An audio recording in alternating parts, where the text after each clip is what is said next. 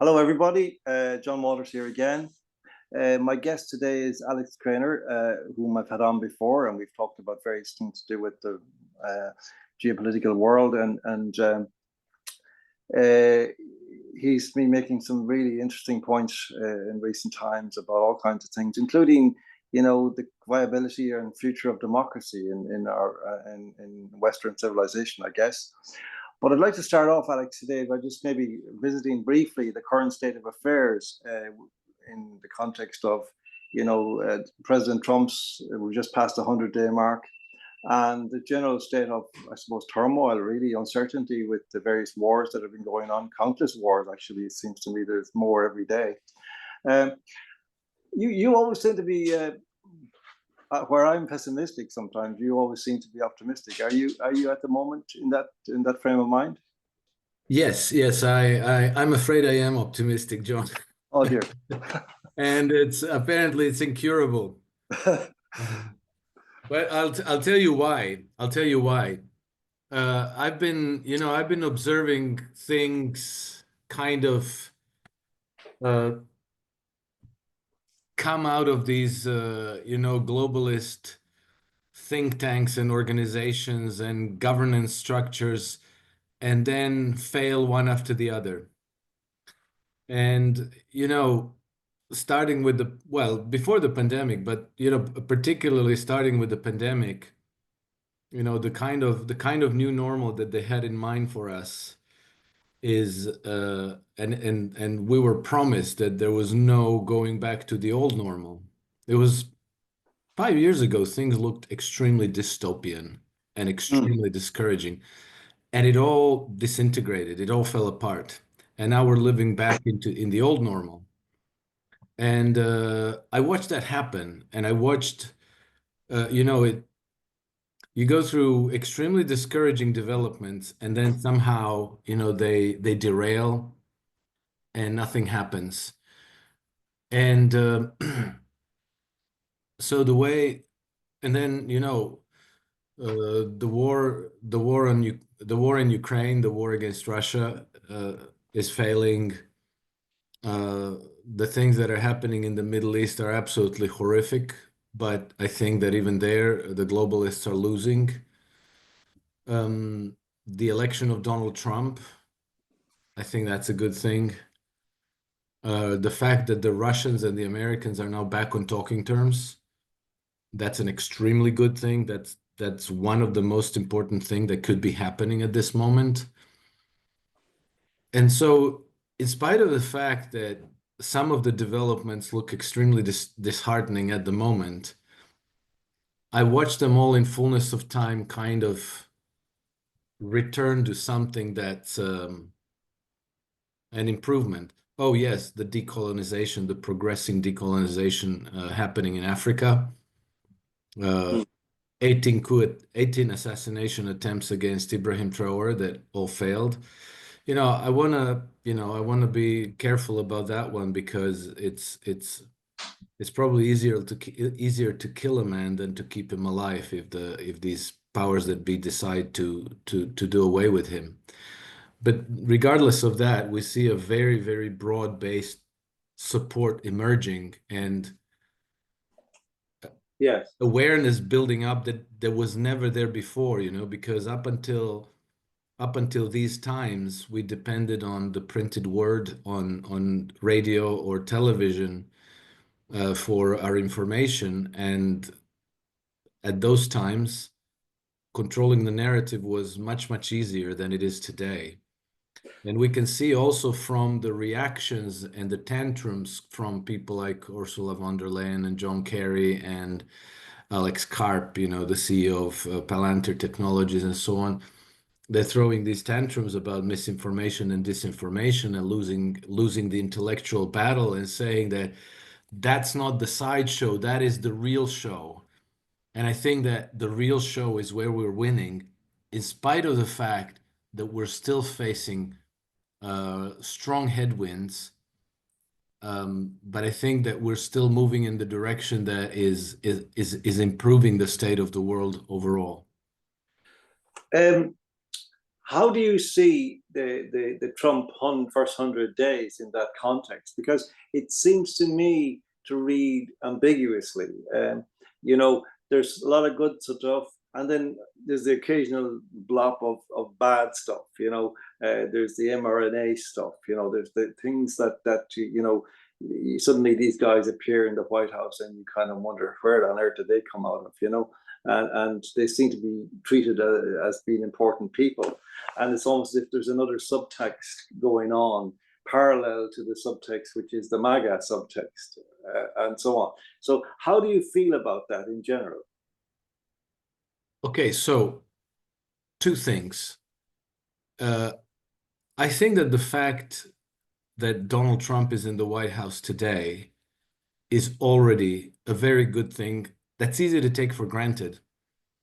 But if you do a thought experiment and imagine what the United States might be like today, what it might look like today had Kamala Harris won the elections, I think that in many ways the United States would increasingly resemble Keir Starmer's Britain. You know, that there would be a continued sustained attack on farmers, that you would have United States wouldn't have gotten out of World Health Organization. There would be sustained attack on free speech. There would be increased censorship. You might get people being arrested for silently praying on the street. And I think that the war in Ukraine would possibly have escalated to World War III by now. So, you know, today we can take all those things for granted because we dodged that bullet. But, you know, let's imagine if we didn't dodge that bullet. I think that the situation would be a lot Yeah. worse. Well, in this kind of vortex of commentary that is whatever you might call is the primary face of the resistance in the West, you know, there has developed this kind of cynicism, really, I suppose you would call it, in relation to Trump. It's almost that the moment he was elected, it became it's too late, it's not enough, it's too little, and he can't be trusted, and he's a Zionist, and you know, and at the end of the day, therefore, this kind of started to gnaw at the optimism that had surrounded Trump for a decade, really, and almost at the very moment of victory, it seemed the most famous victory of all. Everybody seemed to, or not everybody, but there's this kind of loss of heart in at some place close to the core of the resistance.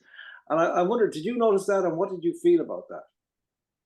Yeah, of course I did notice it, and you know, I hear it every day and everywhere. You know, it's coming from all sides. Well, I feel that it's easy enough to jump to conclusions, and it's easy enough to point to the failures of policy, the abrasive, arrogant demeanor in which he conducts himself, and many of the people in his administration conduct themselves, the appearance of staunch Zionism. And I say the appearance because you know, if I were a Zionist, I wouldn't trust this administration very much, to be honest. Hmm. But you know, you have to understand that today in the United States, and not just in the United States, you know, remember what happened to Jeremy Corbyn. But just trying to be balanced between the issue of Palestine and Israel, his political career was destroyed, and he was labeled anti-Semite. And I don't know if that label ever washes anymore. Um, so for all practical purposes, Jeremy Corbyn no longer plays much role in British politics. Anyhow, so you saw what happened now, in spite of the fact that the administration is stalwart as a supporter of Israel. There's no two ways about it. Everybody's saying, including Kash Patel, Israel's number one. We're all for Israel. We support Israel no matter what. Our best friend, ally. I'm afraid that in the political climate in the United States today, you can't do otherwise. And we saw that now when Pete Hegseth, who is a staunch Zionist, declined to approve bombing of of Iran, you saw that the reaction was hysterical. And there was a sustained attack on him that he has to be removed. He cannot stay as, so, they're losing political points simply because they chose not to go to war against Iran yet. And so that, this is where the political pressure become apparent, and the political pressures are very, very strong for the administration to keep the appearance of being pro-Zionist and to continue giving the appearance, whether it's sincere or not. And I repeat again, if I were Zionist, I wouldn't trust them very much, but they have to continue to give appearance of this very strong, unwavering support for Israel. And, one of the things that made me think about that was that 6 weeks ago, they launched this Operation Rough Rider and started bombing Yemen again. Well, I mean, again, before that, there was Operation Prosperity Guardian, right, from December 2023. And so they've been bombing Yemen in continuation for a while now. In fact, when you add the proxy war by Saudi Arabia against Yemen, you have 10 years. That started in 2015. So they've been bombing Yemen continuously for about 10 years now. And they haven't done anything. They haven't gotten much out of it. The Houthis, the Ansar Allah, are still there. They're prevailing. They never capitulated. They never wavered in their support of Palestinians. And they're still capable of inflicting damage both to Israel and to the United States naval assets in the region. So how stupid was it to launch this new operation and then drop more bombs on Yemen? It seems completely idiotic, to the point that I ask myself, it just can't be that these people are that stupid. This must be about something else. Yes. And so once the harangue against Pete Hegseth went off, I thought maybe the reason why they went to bomb Yemen is because they don't really want to go to war against Iran. So they thought, let's go drop bombs on Yemen. We're going to pretend, all this toughness and decisive support for Israel and blah, blah, blah. And then bomb there around Yemen, knowing that it's not going to have any effect, but making it appear that you're doing tough, hard work for Israel. And at the same time, you're avoiding the war that all these Zionist war hawks want. So, and then, this escalating war of words now, where, Pete Hegseth and Witkoff even are posting these messages on social media. We know that this, and we're going to hurt you, and there's going to be consequences, and we're going to, attack you at the time of our choosing. This is completely insane, but I think it's aimed at the domestic audiences. It's not aimed at the Iranians, really. Yes. And so I think it's more indicative of the political climate in Washington than it is of the actual geopolitical realities. I think that going to war against Iran would be absolutely catastrophic for the United States. And I think that the Trump administration wants to avoid it, but without giving the appearance that they are unwilling to support Israel. This question, I think you've touched on it before, on the answer before, but just to clarify this, because this to me is a core issue. I mean, when I've been watching political events for a long, long time, and you did, up to recently, I didn't even have to question. What was basically happening was what was happening, and people were able to talk about it, and you were able to decide, between what this leader's position is and that leader's position is. Now, in this episode, in this period at least, it has come into full frontal view that there is something else always in the background going on, that there is a sort of a parallel reality to which politicians are answerable to some degree. It's not clear to what extent this is all powerful or less than all powerful, or maybe not so powerful as you intimate is your view, right? And so when you watch something like some really good commentary, say like to Duran, which is top class, and I listen to that, and it's really, really interesting. And Alexander knows it inside, knows the world inside out. He could tell you the name of all the county councillors in Yemen, like off the top of his head, and you think it's fascinating. But then you think, again, does this really matter? Is this the important stuff?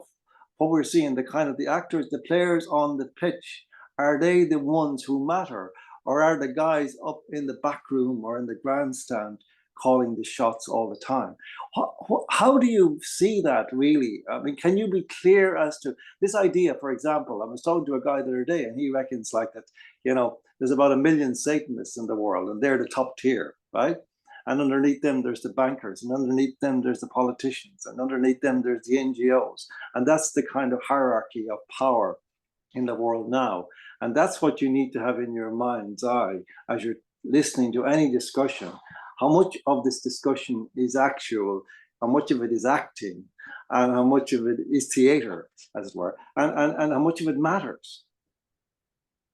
Well, I'm inclined to believe that the Satanists are below a notch below the bankers. I think that the bankers are at the very top, and I think that this is where the agenda and the plans are percolating down from to the politicians. By now, we've seen many examples, many episodes in which different politicians in different countries come out with exactly the same speeches, the same phrases, the same words. The first time I saw this was in the run-up to the war against Iraq in 2003. The run-up to the invasion of Iraq. It was a US-led invasion, but what struck me was that then Prime Minister of Canada, Stephen Harper, and the Prime Minister of Australia, the name escapes me, the bald guy who spoke with Australian accent. Anyway, it doesn't matter, but they gave virtually identical speeches at about the same time. Stephen Harper in Ottawa and in Canberra, the Prime Minister of Australia. And I thought, how can this even be? How can this even be? Somebody handed them the speech, and they, the Prime Minister, the elected leader, supposedly of the country, delivers a speech that was handed to him from somewhere. And it was obviously higher above him because it went to two places at the same time. And then we saw the same thing happen now when that bust up at the White House happened with Zelensky in February. And he went back to Europe. He flew to London. And then a number of European politicians tweeted exactly the same message. Something, stand proud, stand tall, we support you. Almost exactly the same phrase. I think pretty much exactly the same phrase by Ursula von der Leyen and I think another 5 or 6 top European politicians. British, European, German, all of them tweeting the same thing exactly at the same time. So that tells you that somebody's giving them the marching orders. And then when just recently there were a few episodes of this related to Trump. They attack him with exactly the same talking points, almost exactly the same phrases, the same words. The last one is chaos. So everybody, from the politicians like Chuck Schumer and Nancy Pelosi down to every anchor in every television station around America, suddenly started throwing out this word chaos, chaos. The administration is creating chaos. Everything is chaotic. It's the same, like somebody put that video together where like about 30 TV newspapers, TV anchormen said, this is extremely dangerous to our democracy. Everybody says the same thing. Yeah, it's like a chorus. Yeah, so this is obviously not a random coincidence. This is obviously coming from something, from somewhere. And I imagine that somehow it's coming, I don't know exactly how the plumbing is laid out, but it's somehow coming from some command and control center, which I think, however you slice it, the trail of breadcrumbs always leads to the banking establishment. And then, but it gets, there are even really these bizarre, like, to give you an example, they obviously want to take out Ibrahim Traore in Burkina Faso, right? And so now, last week we had, no, not last week, last month, we had General Michael Langley, I think, testified before the U.S. Senate Armed Services Committee. And he's there, lamenting this intolerable injustice because this dictator, Traore, now is using Burkina Faso's gold to benefit his regime and protect itself and whatnot. And then it appears that a few days later there was an assassination attempt again on Traore, and apparently AFRICOM, and General Michael Langley is the head of AFRICOM. AFRICOM has set up a command center in Ivory Coast, which is just south of Burkina Faso, apparently with the objective of coordinating a regime change operation in Burkina Faso. So Burkina Faso was formerly a French colony, not American. And so that's French interests there. And then there are, as of 2016, there were 7 British London Stock Exchange listed mining companies with projects in Burkina Faso. I'm not aware of any American companies in Burkina Faso. So how does it happen that American military, AFRICOM, US troops, are now orchestrating regime change in a country where the main economic interests are British and French? How do you explain that? And it seems to me that the way to explain that is that it doesn't matter whether it's American interest. What matters is that Burkina Faso's natural resources have become the collateral of Western banking institutions. Yes. The top of that pyramid.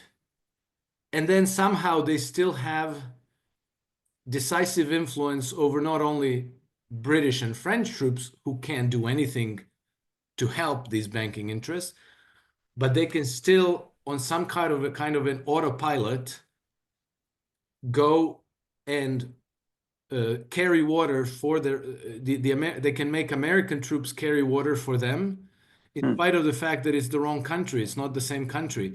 And I think that part of the way that happens is that the Americans have in practically every country in the world, they have active JSOC, JSOC stands for Joint Special Operations Corps. They're active in practically every country. They are not answerable to anybody pretty much, including the U.S. Congress. The U.S. Congress can question their budget, how much money they spend, but they cannot know where they're active or what they're doing. So somebody else is giving them their marching orders. And I wonder if it isn't coming straight out of Mordor, the city of London, the heart of darkness. Yes. Well, to take that point about the kind of the chorus, the Greek chorus of journalists, of presenters saying the same lines. I mean, there's a couple of ways you could look at that, maybe multiple ways. But you could decide, well, okay, whatever the message, the instant message is on the day, that's the message they want to drum into every set of heads and every mind, in the Western world, right? All of you, and that's the objective. You could then think, no, actually, what their objective is to show, it's a kind of a show of strength or a show of control, that they're able to orchestrate this, and that they're thinking of the guy who's going to make the video showing all of this chorus working together in harmony. and putting out this impressive video with like multiple screens on it, getting smaller and smaller, and ultimate, infinite regress in on the screen as they multiply in front of your eyes. And you think, this is power of a certain kind. So that kind of gives then birth to the idea these guys control everything. They are in total control of everything in the world, and they can tell us how to think. They can enter into our minds. Like, do you see what I mean? It can be an involuted form of thinking as well, and that implies. I mean, that has created a kind of mythology among the freedom movement about the almost omnipotence and omniscience of the people we're up against. And I think that from listening to you over the last while, you don't buy into this theory at all, that these guys are the smartest dudes in the box, No, John, because I've seen too much evidence that they are not really, that they're really, really not very impressive at all. And the idea that they might deliberately show us that they can coordinate the messaging and make everybody dance to their tune, it doesn't. Well, it would confirm that they're stupid, because what they've done in the process, if they've done it on purpose, is they've shredded their own credibility. Because you have seen, of course, there's still people who tune into CNN and CNBC and BBC and what have you, but we've seen that over the last 10, 15 years, it happens gradually, right? It doesn't happen overnight, but you've seen hundreds of millions of people gravitate towards social media and get their information from podcasts. And so you have Joe Rogan, who gets, I don't know, 20 million views on his average podcast or something like this. I forget exactly. And sometimes they go over 100 million. And you have CNN, the most trusted name in news, who can't crack a few 100,000 viewers at any one time, including God knows, the included in the count is probably tens of thousands of televisions along in hotels and airports around the world that are constantly locked into CNN. So basically, nobody's watching them anymore. Nobody's listening to them anymore. And you can tell that they're extremely vexed about this, because I think the last 2 years at Davos, they've been throwing tantrums. People like John Kerry and Ursula von der Leyen and Alex Soros, they've been throwing tantrums about misinformation and disinformation. And Ursula von der Leyen even said that misinformation and disinformation is now more dangerous than even Russia, and that it's a bigger enemy than even Russia and global terrorism, because it's frustrating their ability to implement policy. So, if they did this on purpose, then they really are as dumb as I think they are. Yes. But I don't actually think that they're quite that dumb. I think they just got busted with their pants down on a few occasions. Okay, now this kind of brings us to the core of what I wanted to talk to you about today, Alex, and because you've been talking about this. But essentially, I mean, first of all, I would say that democracy. Okay, one of the things we certainly have felt in the last 5 years, that something radical lurched in the wrong direction from 2020 onwards, and there was like, all of the liberals disappeared from the stage. They stopped talking. They no longer talked about liberty or freedom or anything like that. They seemed to be quite happy with the way things were going. A little bit of tyranny is good for you type of thing seemed to be the implicit slogan in that, A little bit of totalitarianism, makes spice, adds spice to life, and that was really a shock to me. I'm still reeling from that, because, I would have been a strong lefty liberal at one point, and I'm still a liberal, even though people laugh when I say that, but it is true that I'm a classical liberty. I believe in freedom. I believe that's, to me, the most fundamental requisite of any kind of democratic culture is, freedom, and particularly freedom of speech and freedom of communication. But that seems to have kind of gone out of fashion or something, and it's something I've talked a lot about myself. But I'm very intrigued by the fact that you've been trying in the last few weeks, particularly, I think, to raise this question as, the viability of democracy. And I know this is a very explosive topic in a certain sense, because the language of it can become quite, dangerous. I intuit what you're getting at, because really democracy, on account of the things I've mentioned and for other reasons, is in a terrible state. It's non-existent in a sense. It's a sham pretty much throughout the West now, where you have these people like von der Leyen and Starmer talking about, our traditions of, free speech, as if tradition is okay. As long as you have the tradition, it doesn't matter if you have the actual thing itself.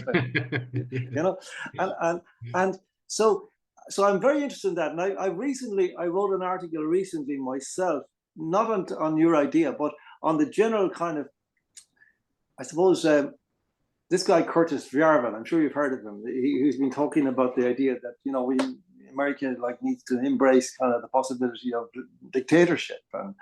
And that's not what you're saying, I don't think. But, maybe it is in a certain sense. But what I'm saying is that the argument is a very dangerous one.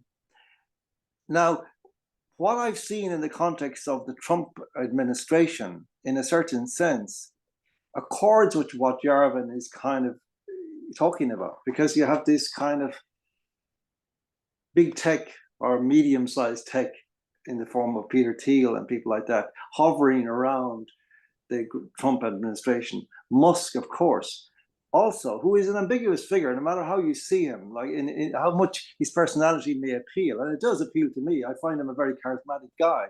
But I can't help thinking he also wants to chip everybody and have them driving driverless cars and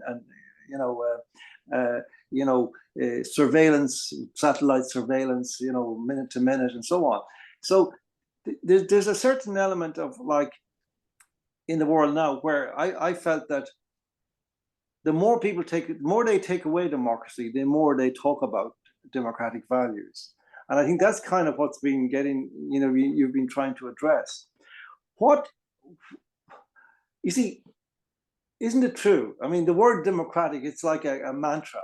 You can't, in our culture, you can't get past it. It's like, a really big fat goalie who stands in the goal and covers the whole. It's like vaccines are safe and effective. It's like that. Yes, it is. And what kind of a person would even question democracy? I mean, what, you're against democracy? Come on, what is wrong with you? But you actually look at the failure of democracy. Now, I would say, to counter that, okay, yeah, but we haven't tried democracy. Isn't that a point as well? That look at what the party system has done to democratic governance. Look at what money has done to democratic governance. Look at what the destruction of free media has done to democracy in general. I mean, can you have democracy without free media? I don't believe so. So, where do you come to this from? I think you're starting the discussion, but let's tell me how do you see this, and do you see it as a dangerous subject at all?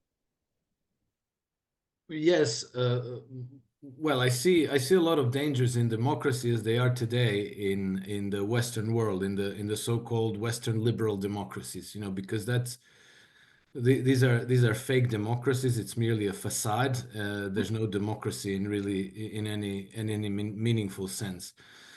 I think, and you will also notice that the people who are most vocally defending democracy are usually the bankers. People like Alex Soros, George Soros, all these too big to fail banking CEOs. Their mouths are all full of democracy and praise for democracy. And this is something that's been a hallmark of the Western civilization for many, many centuries, and actually goes back to at least the Roman times, because in 509, I believe, BC, we had the overthrow of the last king of Rome. Oligarchy took over, except, it's always being sold as democracy, but it's not really, it's oligarchy. You see, what you have when you have a king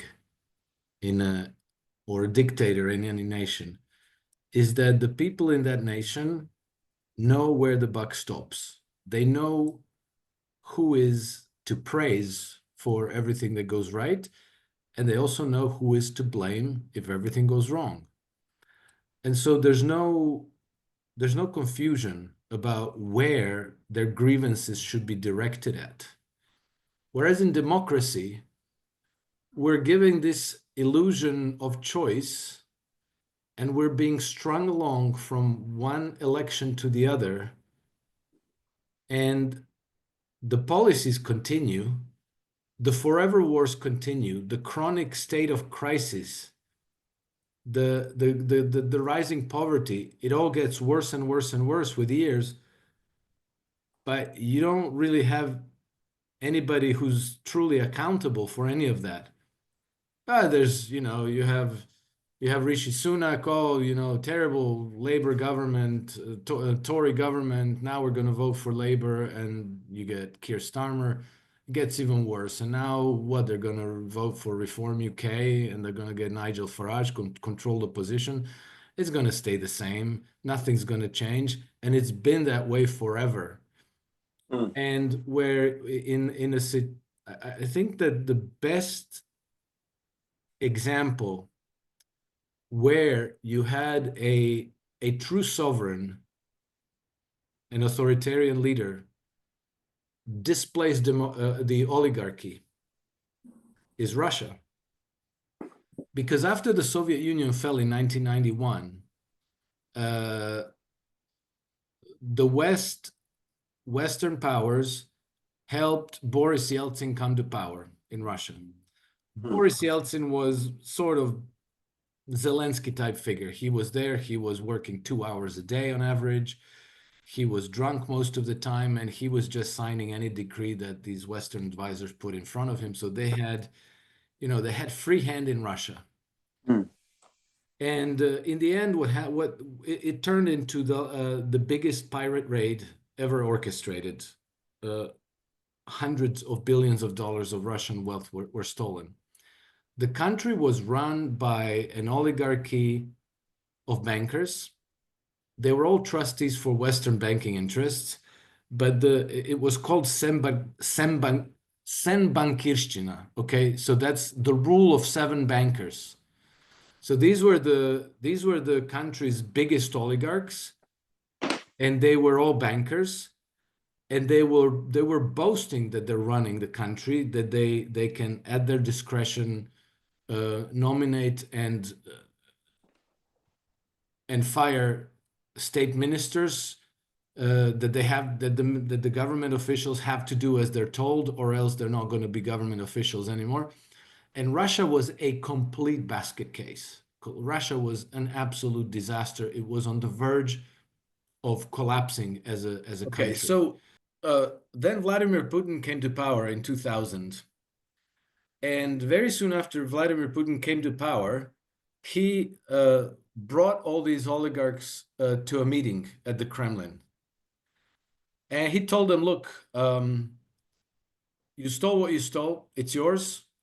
We're not going to be taking that away from you. There's not going to be confiscations, nationalizations. You're free to run your businesses. But 3 things. Treat your employees correctly. Don't treat them like disposable labor force. Pay your taxes correctly. And 3, stay out of politics. Do your business, stay out of politics. This last one was the biggest problem for them. And so two of the oligarchs tried to challenge the government. And so there ensued lengthy court cases, but Putin prevailed. They lost. And then the third oligarch, the wealthiest of them, Mikhail Khodorkovsky, he thought he could win over Trump, and challenged him politically and tried to get back into politics. And then he ended up in prison. They charged him for tax evasion, and he got 9 years in prison. So what happened, in fact, was that without shooting them, confiscating their wealth, their companies, he simply put them in a sandbox and said, this is where you play, politics is for the government, and the government is accountable not to you, but to the people. That's all that happens. So, you know, the oligarchs, it seems to me, well, some of them fled. The ones who lost the court cases, I think they fled to Israel. Some of them, you know, were back and forth to London. Khodorkovsky spent 9 years in prison, and then when he was released, he fled to London, of course, to the mothership. And the rest of them continue to run their businesses in Russia. They have more money than they could spend in 10 generations. And they made peace with the fact that they don't run the political system. And what you have is that the country from that point on turned around very sharply, and it went from a disintegrating rust bucket into a global power to reckon with an economy that's the envy of the world today. And it's all because the political class, the political leadership is in charge, and the oligarchs are subordinate to them. So if the oligarchs want to abuse their power and their wealth and exploit the population and change the laws to benefit them at the detriment of the ordinary people, there's a king who can say, no, you don't. That's not going to pass. Whereas in the West, this is impossible. You cannot imagine British Prime Minister lining up British oligarchs and telling them how things are going to be, or an American president lining up American oligarchs and telling them this is how things are from today on. And so this is where, you know, the real power is hidden. What you get is a facade of democracy that's concealing the real power, and the people are just being strung along through this ritual of elections where you're just choosing between this puppet and this puppet, while the real power is not only untouchable to you, it's hidden, so you don't know where you can direct your grievances. And then, you know, the last thing I'm going to say, we remember that a few months ago, Liz Truss went to Steve Bannon's war room, and she said there that when she became the prime minister, she thought that she would be able to implement her conservative policies and this and this and that. And then she said, when I got there, I discovered that I don't have the levers of powers, that the levers of power are held by the Bank of England. And, you know, the obvious problem is you can sack the prime minister and elect a new one. You can't sack the Bank of England. Yes. Okay, this is interesting. And I mean, there's various issues that I see arising because in a way, what you're talking about, you know, the reality of the West is so distorted by lies and propaganda that it's almost impossible to have any kind of honest or open discussion about things. Like in the first instance, there's a question of state coercion, right? Which is always there in the background. I mean, there's a kind of a debate that's been going on for the last 2 years now as to whether what we're dealing with in the West now in the form of totalitarianism is closer to the Huxleyan model than the Orwellian model. And people think it is the Huxleyan model. And I think, yeah, it's up to a point. But at the end of the day, all governments hold coercion, force in reserve. And that threat is always implicit in any public life, really. No matter how benign the regime is, it seems, that is the ultimate last recourse to, and can be imposed on the individual or on the society as a whole at the will of the government or the governor, whoever that might be. So, you know, I think that despite the appearances, we're actually closer to the Orwellian model, because that boot on the face is just like 6 inches away at any moment. And so that's something, that's a mythology that we have to deal with, that, oh, we're free West, we're the free West, and we have West democratic values. So it's very hard to have this discussion in those conditions. And that's compounds the problem, because obviously the ideas you're putting out there, they're very interesting, and could, if debated in a very kind of straightforward way, and in an honest and open way, and an intelligent way, might greatly profit the West at this moment. Oh, yes. Look into its own heart and see what's happened to it. But that's not going to happen. And because it's not going to happen, we're kind of locked into the present situation. So, like, even if, you know, the very term democracy, as I say, is almost like a cigarette. It's the holy grail. Therefore, how dare you? How could you possibly? And so on and so on.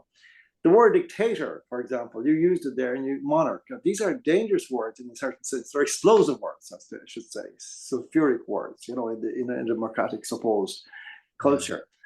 How would you, like, isn't there always a danger that any individual can go rogue, no matter how benign he may be? You know, it's a rare thing to come across. I mean, I don't know if you know, would you be able to instance any particular leader? I would mention one, Václav Havel, who you could look at and say, look, he's never going to go rogue. Like, he's never going to call in the cops or the army against his own people, you know. But how often will you find a guy like that? Well, you know, I used to have great respect for Václav Havel, but then, you know, I think that Lech Walesa, leaders in Eastern Europe in the aftermath of the collapse of Soviet Union were beneficiaries of a very powerful PR support, you know. So they get a great deal of PR support of these Democrats, you know, who are devoted to the people and blah blah blah. In fact, there were puppets placed in all these governments by the Western powers, and we had our own in Croatia. And you know, actually some of them showed their true faces only when the pandemic came, when they showed themselves to be complete unhinged totalitarians. They finally came into the light. Their true nature came into the light. So I wouldn't give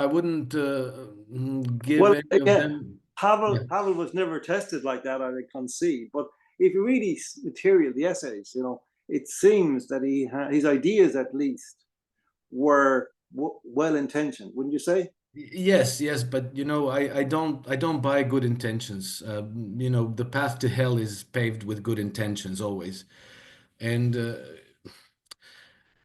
I think that the dynamic is that the people in power are always afraid of the people they rule over, always, including Xi Jinping, including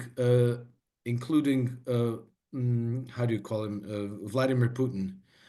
You know, we've seen in examples like Benito Mussolini, Nicolae Ceausescu, Gaddafi. It's always different, but whereas democratic leaders destroy their countries and then they retire and become UN ambassadors or professors at Columbia University or something like this, and they live out their life peacefully in wealth and comfort. Dictators and authoritarian leaders sometimes end up shot or hung. And so that is interesting. It's never, they can never take their political support for granted, because if they lose political support, they make themselves vulnerable to coup attempts, to assassinations, to color revolutions, what have you.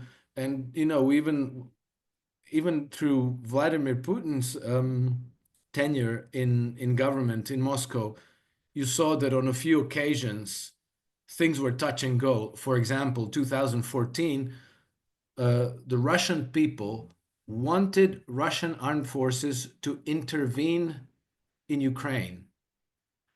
And Putin said no. They wanted Russia to recognize the independence of the Donbas Mm. And Vladimir Putin said, no, it wasn't the time. And he lost very, very substantial political support in 2014.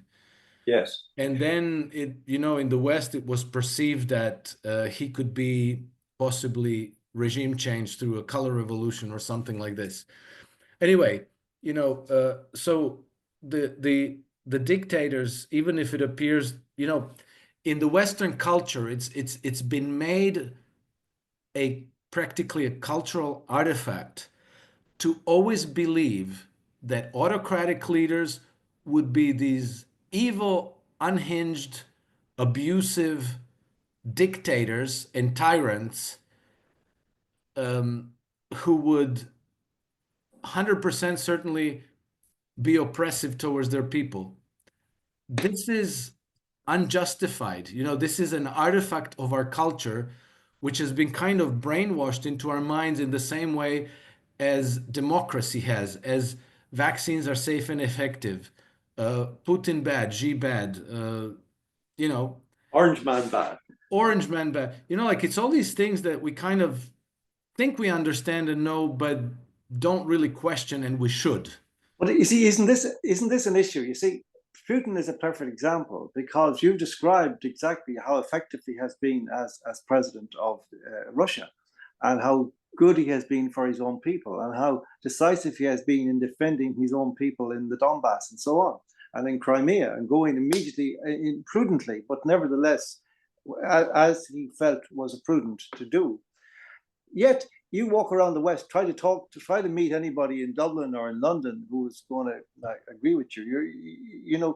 They have this demonic view of Putin, which has been beaten into them. Every third paragraph in every article about world politics has got this denunciation of Vladimir Putin in it, as it has, or else Trump. And Trump is even more ludicrous, where there's no evidence that he's been in any way tyrannical. And yet there's this mythology, put up by people like De Niro, idiot, like an intelligent actor saying that Trump's going to cling on to power for life, which won't be very long anyway. Like, come on, so relax. But it seems to me that there's a deep irrationality in Western life, never mind the political system, in the culture, due to propaganda and lies being told by our corrupt media. Yeah, absolutely. And then at the same time, people are ignoring the real assault on our freedoms, like through the process of debanking, for example, where for reasons that you might not even understand what they are, it's truly Kafkaesque. Your bank can block you, and now you can no longer pay bills and you can no longer receive money. This just happened to me last month. And I can't, 1 month later, I still can't work out why they blocked me. I'm earning my living, but I can't receive it. Yes. And we saw that happen to Nigel Farage a few months ago, and to a number of other people. And then in Canada, it was I think tens of thousands of people who got debanked and couldn't pay their medicines, couldn't pay school for their children, and so forth.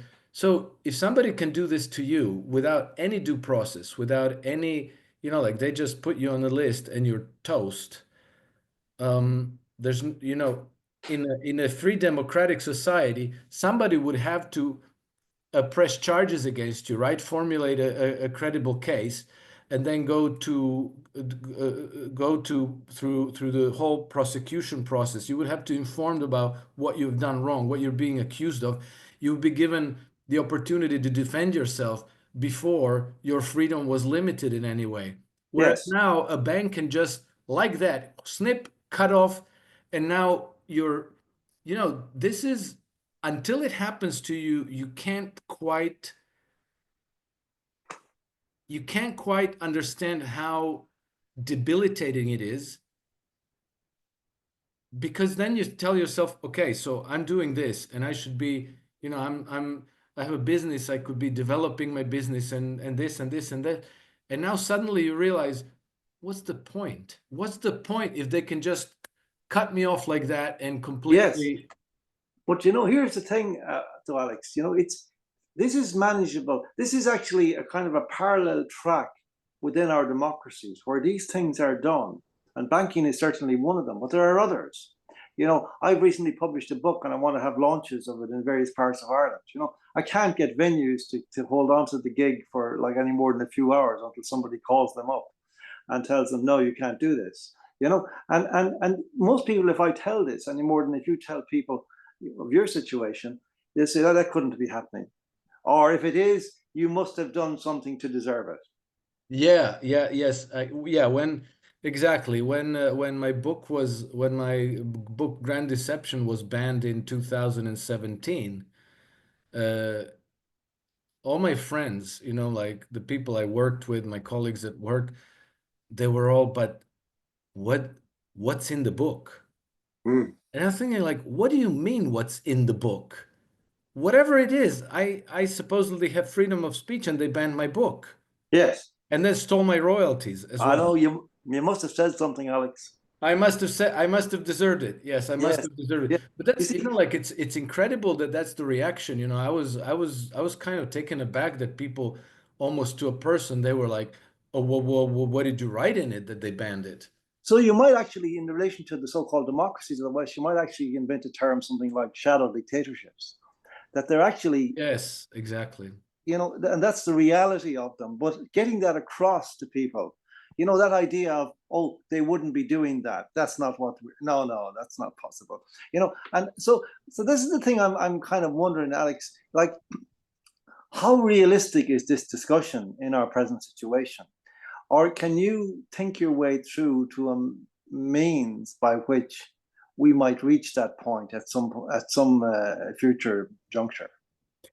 Well, okay. So you remember how, well, I remember how not so long ago I was taken for a complete lunatic for questioning the safety and efficacy of, you know, the shots. Mm. Well, today many people are questioning it. So that whole thing, like vaccines are safe and effective, is no longer an unquestioned artifact of our culture. So things can change. Today we have these, we have the internet, we have these social media uh, that's never existed before. We can't quite envision in what way this could change the world, but I feel that it can, and radically. The very fact that you and I are speaking and that some people are going to be listening to this and maybe, you know, discussing this with their friends, their relatives, uh, and that the very fact that this exactly is so radically vexing to the ruling establishment is telling me that we're on the right way. And I always kind of keep in the back of my mind the Confucian saying that, you know, when the big tree falls, it falls with great noise and destruction, but seeds grow in silence. And what that tells me is that all of these things that we are observing today in the world, and which are mesmerizing and that they're almost hypnotizing us, they grab our attention and they leave, you know, impressions on us, fear and anxiety and so on. That's the big tree falling. It's the old obsolete structures of society which are kind of crumbling as we watch. But you know, if you have millions or tens or hundreds of millions of seeds growing, that has a much greater power than this very big destructive event that's right in our faces. And I think that those seeds, that's us, you know, learning things, communicating, exchanging experiences and knowledge, uh, slowly changing the direction of society's development. And I think it's making a difference. You know, we started this conversation with the fact that, hey, you know, they planned the new normal for us, but it collapsed on them. And that was really important. You know, in the beginning of the 1920s, of the 2020s, it seems to me that they had three very big, very important projects that they were pushing forward. One was the pandemic with the new normal. One was the war on Russia, and the third one was this climate change net zero stuff. One of them completely went off the rails. One of them is going to collapse any day, you know, the defeat of Ukraine. And the third one is getting off the rails as well, you know, the net zero policies. So everything they're trying to do is kind of getting away from them. And I think that the reason is us. I think that the reason is because we're no longer a captive audience for them. And so I think that the only way that we could lose this fight is if we surrender. If we surrender, we lose. But if we surrender, we're not only going to lose, we're going to lose on behalf of the future generations. We're going to lock our children and their children into a system that's maybe worse than slavery. Yes. We have no excuse. We have no right to decline this struggle. 100%. 100%. How much is possible? How much do you think we can win? Because, you know, even the most optimistic among us, sometimes when you listen to them, you think they're sort of talking about a situation where we can survive this round, we can beat off, we can move on, and we've defeated them. But they'll still be there, this dark shadow hanging over us, these oligarchs, these Satanists, these bankers. Do you think that we're in a process that can actually lead to genuine liberty? Yes, John. I think that we can win everything. I think that we can win back our birthright, which is this planet, which is a paradise, actually. You know, if it wasn't all shit up by this process that has been in place for a few centuries. You know, I might seem unduly optimistic about this, but you know how it is in these struggles, in any worthy endeavor in life.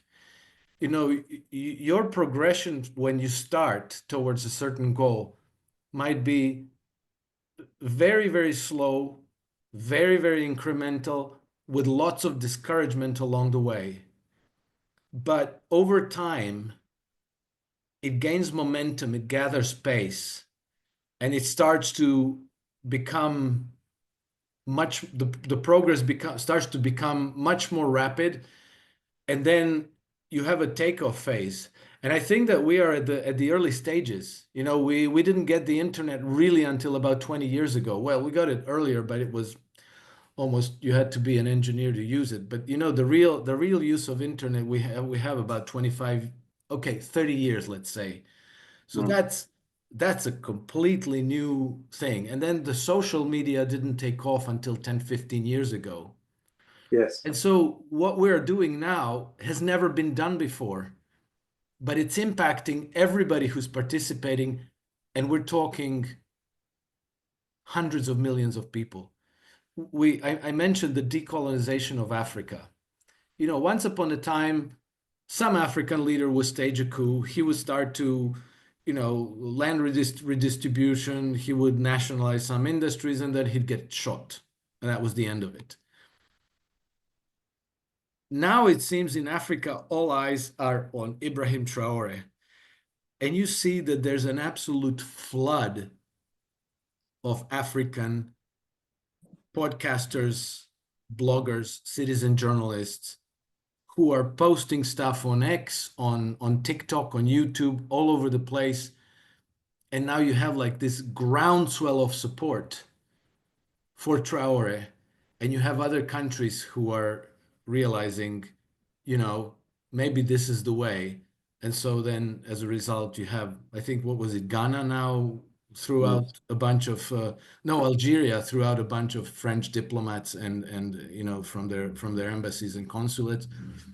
And, you know, we have to resist pessimism. We have to cultivate optimism. We have to know that we've been given a chance that no generation before us has had. If, let's say, things go well for African countries and people like Ibrahim Traore manage to start raising the standard of living, creating business opportunities, do you think a lot of those migrants who are now strangers in a strange land in Europe might not say, hey, maybe I want to go back home? Yes. Middle East, if we get peace in the Middle East, if Afghanistan gets developed under Belt and Road Initiative, through Chinese, Russian investments and so on, maybe a lot of these Afghan refugees are going to decide to go back, and maybe world gets set right. Whether that's going to come out that way or not, I think that we have no chance but to give it our all to make sure that we press the political process at home in those directions. Just two questions come into my head to finish up, Alex. One is that when you talk there, you're not speaking to the political establishment, good or bad of them, right? You're talking to everybody who is out here who has skin in the game. In other words, any human person with sentient human person. You're saying we can fight this, we can win this, right? Now, where do you place the political dimension? Because this is a big talking point in the resistance. A lot of people within it think we have to completely forget about politics because of dead loss and so on. How do you see that frame? Politics, can we work with politicians? I mean, presumably, I would be of the view that the present incumbent, anybody who's there now and has stood over this and stood under this, go in the name of God and stay gone. But the systems, the philosophies, it seems to me, are important and need to be replenished and rejuvenated. But how do you see that question? When you're speaking to, because it's a very stirring message, and I hear it to me, but how do you see the political system fitting into that? Well, we're going to have a political system with us all the time. We're not going to get rid of the political system. Any country, any community has to have leadership, has to have leaders, and it's always going to be that some leaders are going to be better, otherwise other ones are going to be not so good. We shouldn't be deluded to think that there's a utopia that can be won overnight. I think that at this stage, we can only be talking about incremental changes. And I think that every incremental improvement is worth struggling for. And like I watch how our friend Jana Lunden is putting in her fight for the issues that are important to her. And I'm sure that she's making a difference there. And so there are many, many people like this. There are thousands, tens of thousands, there are millions who are doing this and who are changing. We scored a win, a massive win over the pandemic thing. And you remember how not so long ago, maybe less than a year ago, this signing of the global pandemic treaty was on the table, and many people were very, very worried about this. And I was like, okay, we're done. This is it. They're going to sign this pandemic treaty. We're going into a totality. Well, it all fell apart. Yes. Now I think the American people scored a massive victory for us with the election of Donald Trump, which was done against all odds and against massive opposition by the other side, the globalists, the democratic establishment in the United States. And so as a result, Donald Trump walked out of the World Health Organization and defunded it. And then he started to break up the corruption behind USAID and other of these entrenched structures that were siphoning money from the people to, reinforce corruption. And I think that the important part of what we saw in the United States is we saw that when the people want to change, they can present an irresistible force. And even though this autopen administration that we had for 4 years in Washington did everything they could to stay in power, they lost. They lost. And, now we have a different sheriff in town, and things are not ideal, but I think that gradually, incrementally, they are moving in the right direction, and they will continue moving in the right direction so long as people remain engaged and continue to exert pressure to make sure that the political process is moving in the direction that people desire. Yes. Just the last thing. I have this sense recently that the 5-year turning point has been a critical kind of point of rupture in the consciousness of many people, maybe for the worse, but potentially for the better, in the sense that, I think the people, there's almost a sense that we turned a corner and we say, oh no, not another 5 years ahead of us. That kind of mentality, and somewhat related to this, I'm not entirely clear how, but it's this idea that within the freedom movement, it has been difficult to stir up, to keep motivation going, because of the nature of what we were combating for the previous 5 years, where you were dealing with a majority in every country, which was kind of like absolutely obtuse with regard to what was happening, and quite belligerent in that obtuseness very often, particularly at the height of the pandemic, where they were basically attacking us in the streets and so on. And that's hard to love, It's hard to love those people, and then as a result, it becomes harder to love your country other than as in some kind of abstraction. But what you said there struck me as being the key when you talked about the coming generations, because they are blameless in this. Yes. And this has come, in myself, I've noticed this. I mean, I'm about to become, in the next couple of months, 6 weeks maybe, a grandfather for the first time. And that is, congratulations. Thank you. Well, it has been an extraordinarily motivating thing for me, because I kind of see things now much more clearly. And I don't care about, the infighting or any of that stuff anymore. I just want to focus on making the world a better place, ensuring that my granddaughter will have a beautiful life and the same opportunities as I had for happiness and for peace and for fun in the world. That's my dearest wish now, and that's so. And I mean, I'm going to be 70 next month, so I'm not going to. It's a bit like Trump in a way, in this particular way. Where I say to people, he's 78 years of age. What's he going to sell out for? You know what I mean? It's like, yeah. Exactly. Yeah. Good point.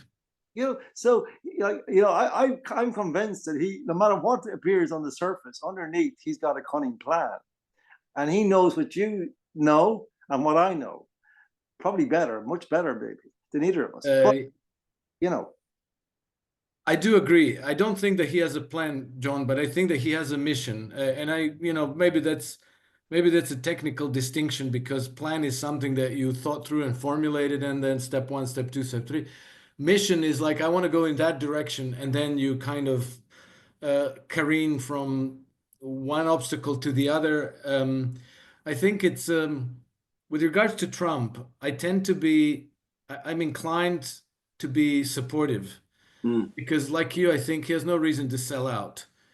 He has taken enormous risk to do what he's doing. He could have easily, continued to live his life as a billionaire, maybe, give political donations to Democrats and to the Republicans, get favors from both sides, and make his billions into maybe 10 times more. Who knows? That he could have easily fit himself into the corrupt system to benefit from it.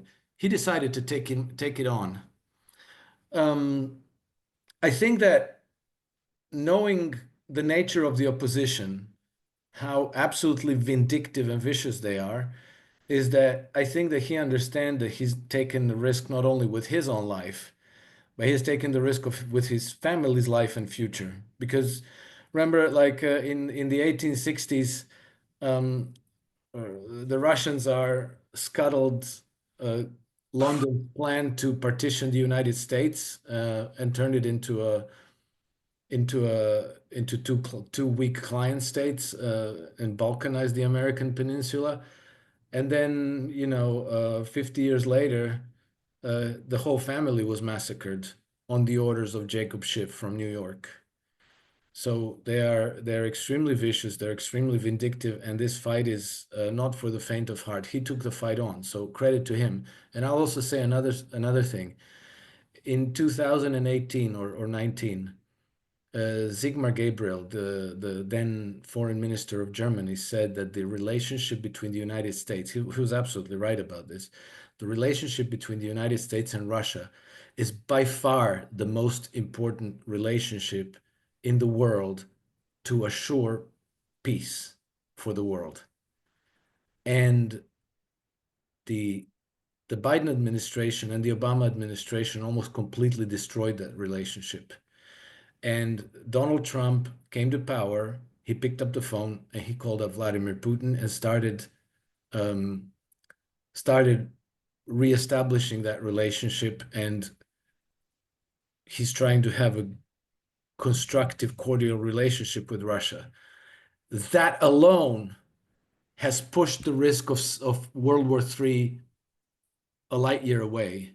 And so for that alone, he deserves credit. And I think that it's important for people to acknowledge that, because it's become extremely popular to go along with the mainstream media and to pile in on Trump for every dumb thing he's ever done, and he's done a lot of them. There's no, Yeah. this is not, he's a flawed person with limitations, but there are a few extremely important things that he's doing right, or at least he's trying to do them right, and in that sense, he deserves support. Yes, and the general global situation now. I mean, China.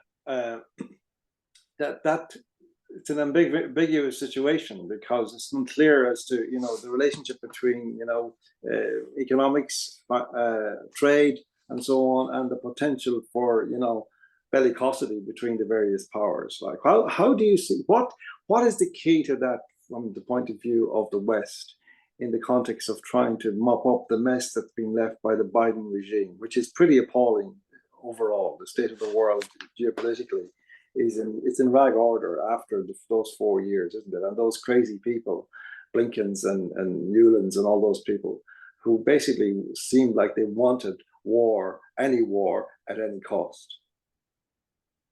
Yeah, part of the political spectrum still wants war at any cost, including especially in Europe, London, Paris, and Brussels.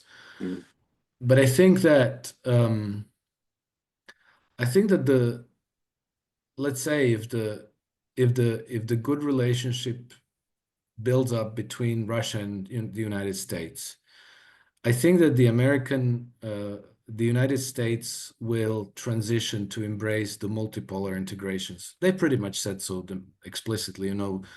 On 15 January, Marco Rubio, in his Senate hearings for confirmation as Secretary of State, said so explicitly. He said that we have to acknowledge the reality that world is moving in direction of multipolar integrations. And at any rate, the post-World War II global order is more than obsolete, he said, and is being used as a weapon against us. So it's very clear in which direction the United States wants to go. I think that if the improvement in relations between Russia and the United States is not derailed, I think it's going to expand towards good relations also with China and with other regional powers. And I think that will create an almost irresistible center of gravity that will, have like a sweeping effect. Because in Europe, you have this Soviet-style dictatorship, which is extremely unpopular. And I think that ultimately the people power will overturn it, and the effect will be that the European Union is going to disintegrate. And then it's going to be up to individual countries to reclaim their sovereignty, and then to have relations, maybe become BRICS members, maybe have good relations with Russia, good relations with China, good relations with the United States, and so forth. And I think that in that sense, there's a good chance that the world will, for a time, set itself right. And then once you kind of digest what the Chinese are doing around the world, and the potential for prosperity that this offers to everybody who participates, if that stays, that is going to create that bright future for our children and their children. Even Britain. I think that with the case of Britain, maybe it's a little bit more difficult because I think that the British people have been kept in this matrix, you know, with the, oh, look, the royals, you know, look into my eyes, you know. They've been hypnotized by all these things and they've been brainwashed with like, oh, we gave the world Magna Carta. What is Magna Carta? Well, it's exactly downgrading the king below the oligarchy. You know, it's exactly entrenching this oligarchic system of governance. And I think that, you know, we gave the world free speech. We were in the forefront of fight against slavery. We gave the world Magna Carta and thereby human rights. And we have the royals and the king, and that should stay. And so I think that the traditions in the UK, which now pretty much make their culture, has been so deeply entrenched that I think there are very few people in the UK who can see past this. You know, there's been so many generations who have been raised and educated in this same matrix that I don't think they can even imagine a different life. So you know, I lived in the communist system. I saw it collapse. Then we copy pasted the Western approach. 1 second, please.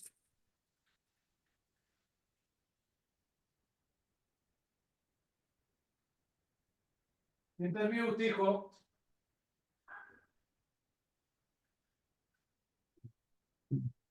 And then we copy pasted this Western approach and it's collapsing. So it's very easy for us to think like rubbish, bring everything down. We have to build anew. In the UK, I think it's much harder to come to the decision, hey, let's raise all this to the ground and we need a completely new system. So I don't know how it's going to go there, but and then, you know, the friends I have in the UK are telling me that people are so thoroughly demoralized. They've basically given up. Yes, I mean, I just was thinking that before I finished, it struck me that in politics, going back to your point about democracy, one of the real traps in this context is the kind of set piece election procedure, which, regardless of the circumstances on the ground, each time is almost like a football tournament, you know, in space. No connection to any reality. So you get these bizarre things that, whereas, you know, people turned against the Labour Party when Blair was Prime Minister, and then even worse when Gordon Brown was Prime Minister, and then when the next, you know, the next guy, I forget his name, you know, and then but then they think, oh, we've got a great idea. The Tories didn't work, so why don't we just elect Keir Starmer and Labour? And it's the worst thing ever they've ever done. And within days of this happening, they realize it's the worst thing ever, but it's going to take another 5 years to fix it. This is the crazy thing about this kind of system, that you end up Hobson's choice every time. And the media present to you this carnival of, you know, set pieces where you have set debates, things you can talk about and things you can't talk about. And so it's again part of that illusion that you talk about democracy, which I think is a really interesting thing to float, a very, as I say, you know, dangerous. I mean, it's not like it's, you know that when I think I say it's a very courageous thing, I think of that TV show years ago, Prime Minister, Yes, Prime Minister, you know, with Jim Hacker, the Prime Minister, and Sir Humphrey said to him, Hacker said, I'm going to do this, you know, and he says, oh, that's very courageous, Minister. And he says, what do you mean courageous? You know, that's the most dangerous thing you can do, something courageous. So, you know, so thank you for being courageous with us, Alex. Thank you for your idea, your thoughts on ideas. They've been absolutely wonderful. I'm really thankful to you and grateful to you for everything you're doing and for the good sense you bring to all this, and also the optimism, the hope, rather, that you bring to everybody that listens to you. which I think is well merited. You know, in a certain sense, we can't win without being hopeful. So being hopeful. Yes, exactly. I think the only way to lose is to give up. Yes. To surrender. Thank you so much. Thank you.